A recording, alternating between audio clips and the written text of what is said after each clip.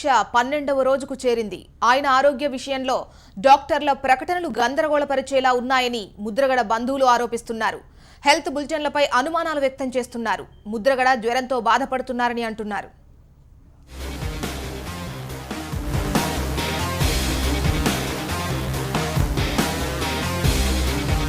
తూర్పుగోదావరి జిల్లా రాజమహేంద్రవరం ప్రభుత్వాసుపత్రిలో ముద్రగడ పద్మనాభం ఆమరణ దీక్ష కొనసాగిస్తున్నారు. తుని అల్లర్ల కేసులో అరెస్టు చేసిన వారందరినీ విడుదల చేయాలని ముద్రగడ డిమాండ్ చేస్తున్నారు.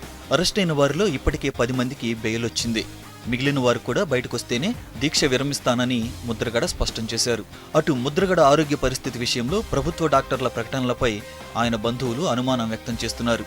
ముద్రగడ ఆరోగ్యం విషయంలో ఏ సంగతి స్పష్టంగా చెప్పడం లేదని ముద్రగడ వియ్యంకుడు ఆరోపిస్తున్నారు. సార్ మీరు మాకు కోఆపరేట్ చేయాలి కదా, కోఆపరేట్ చేయాలంటే నేనేం చేయనండి. కోఆపరేట్ చేయడం మీరు అంతా బాగుందంటున్నారు, బయటకు వచ్చి లోన్కి వచ్చి కోఆపరేట్ చేయడం అంటే నాకు అర్థం అవట్లేదు. ఇది నేను ఇప్పుడు మీరు షిఫ్ట్ చేయాలనుకున్నప్పుడు ఇమ్మీడియట్గా షిఫ్ట్ చేయండి. మేము చెప్పడం ఏంటండి, మేము అడగడం ఏంటి? ఇప్పుడు ఆరోగ్యంగా ఉందనుకుంటే అలా ఉంచండి, ఆరోగ్యంగా లేదంటే షిఫ్ట్ చేయండి. మీరు చెప్పండి ఏ హాస్పిటల్ తీసుకెళ్ళి మీరు చెప్పండి అంటే మేమేం చెప్తాం సార్, మాకేం తెలుస్తుంది? ముద్రగడ ఆరోగ్యం నిలకడగా ఉందని చెబుతూ హెల్త్ బులెటిన్లు విడుదల చేస్తున్న డాక్టర్లు ఆయన కుటుంబ సభ్యులతో మాత్రం సీరియస్గా ఉందని, వెంటనే ఆసుపత్రి మార్చాలని చెప్పడంపై ఆగ్రహం వ్యక్తం చేస్తున్నారు. ముద్రగడతో దీక్ష విరమింప చేయడంలో ప్రభుత్వం ఉదాసీనంగా వ్యవహరిస్తోందని కాపు సంఘాల నేతలు విమర్శిస్తున్నారు. తొలకరి హాయ్ అంటూ